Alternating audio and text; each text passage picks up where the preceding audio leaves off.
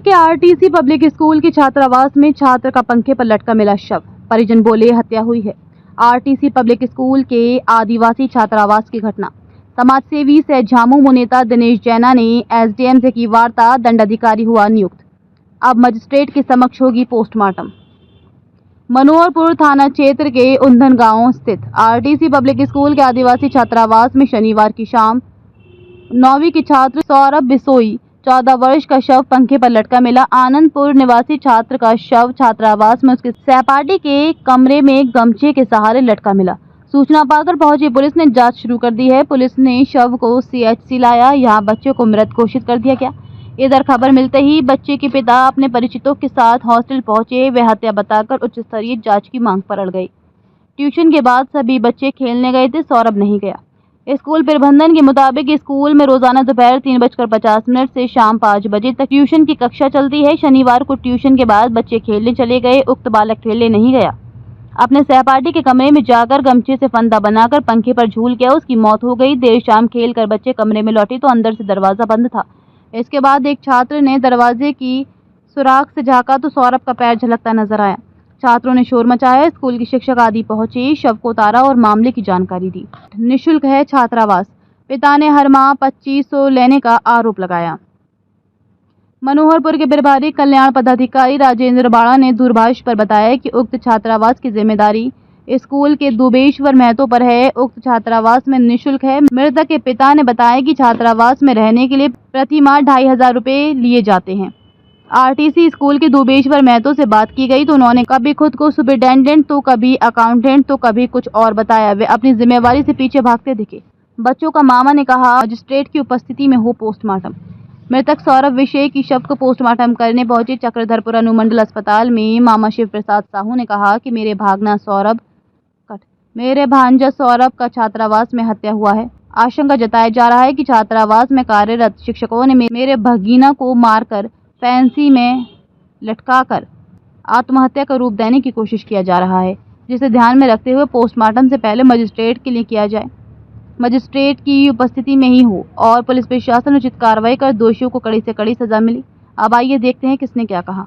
नहीं, कल बातचीत हुई थी लड़का से किसी भी समय दिन में? नहीं, कल नहीं। कब बातचीत, लास्ट बातचीत कब हुआ था? परिजनों के कोई भी सदस्य हमें पहुंचाए थे वही 16 तारीख को। 16 को पहुंचा थे। उसके बाद कोई बातचीत नहीं हुआ था? नहीं। घर गया था लड़का, कुछ बोल रहा था स्कूल के बारे या अपना पढ़ाई के बारे, ऐसे कुछ बता रहा था? कुछ नहीं। उसका थोड़ा सा यहाँ पर यह हुआ था तो इलाज करने के लिए आए थे, मतलब यह हो गया था कुछ। मैंने इस तरह का किसी तरह का कोई तनाव वाली बातचीत तनाव वाली बातचीत कोई नहीं, नॉर्मल। हाँ, पूरे प्रकरण। और जैसे स्कूल प्रबंधन का समिति के जो टीचर हैं वो आए हैं, उनके परिवार से आए हैं, वो जो बता रहे, इसमें से मैं मांग करूंगा कि प्रशासन से इसकी न्यायपूर्वक जांच किया जाए जी। जो भी न्याय हो कि छोटा बच्चा है जी, और आए दिन ऐसे बच्चा लोगों का सुसाइड और हत्या ये सब हो रहा है। इसी को देखते हुए इसकी जांच हो, अच्छी तरह जांच हो। जांच में जो भी दोषी पाया जाए तो उस पर कार्रवाई भी होना चाहिए, जांच होनी चाहिए जी। ये दिनेश जी, अभी एसडीएम मैम से शायद आपकी बातचीत हो रही थी। जब उनके परिजन हम लोग बताए जैसे मामला है तो मैडम को हम बोले कि मैडम इसका कम से कम मजिस्ट्रेट द्वारा इसका पोस्टमार्टम कराइए। अच्छा। लोगों का जो मांग है वही मैडम को हम बताए। बोले ठीक है मैडम, बोले हम थाना प्रभारी से बात कर रहे हैं, क्यों नहीं कराया जाएगा, हम लोग न्याय चाहते हैं। बोले जो थी वहाँ? नहीं सर, नहीं थे। हम लोग को पुलिस को सूचना नहीं दिए थे आप लोग? नहीं सर, हम लोग तो एक बेक ऐसा सीन देख करके हम लोग तो सोच रहे हैं कि अगर बच्चा थोड़ा बहुत भी हो बोल करके हम लोग जबरदस्ती तोड़ करके घुस करके उसको तुरंत नीचे लाने की कोशिश किए। तोड़ करके मैंने दरवाजा बंद था? हाँ, बंद था। तो हम लोग उसको लात मार करके घुसे थे। आप कौन है? जी सर, मैं वहाँ पे टीचर में कार्यरत हूँ, असिस्टेंट पे, ये लेबर असिस्टेंट के रूप में। परिवार को कितना देरी में खबर किया आप लोग, बच्चे का परिवार को? खबर तो हम लोग सर लगभग में आधा घंटा के बाद हम लोग लगातार ट्राई कर रहे थे, क्योंकि पहले प्रशासन को और ये पत्रकार बंधु लोग को हम लोग को पुष्टि नहीं मिल रही थी। उससे पहले हम लोग ऑटो बुक किए थे, ऑटो को भी बुलाने गए थे। उस समय कॉल किसी ऑटो वाले का नहीं लगा, तो फिर स्पेशल बुलाने गए थे, ऑटो को लाने भी गए थे। तब तक में पत्रकार बंधु भी पहुंचे थे और वो लोग घोषित किए कि डेथ है बॉडी को, तो ले जाना उचित नहीं है। तब ऑटो भी वापस चली गई। तो उस समय से ट्राई कर रहे थे गार्जियन को, और एक बेग सूचना देना हम लोग को हिम्मत ही नहीं हो पाई सर। ऐसे स्थिति हम इससे पहले हम लोग देखे ही नहीं थे, जिस कारण से ये हुआ। तो ये जो घटना घटी वो लड़का का अपना रूम में नहीं हुआ, दूसरे का रूम में, दूसरे का रूम में हुआ सर। अपना रूम इसका बंद था?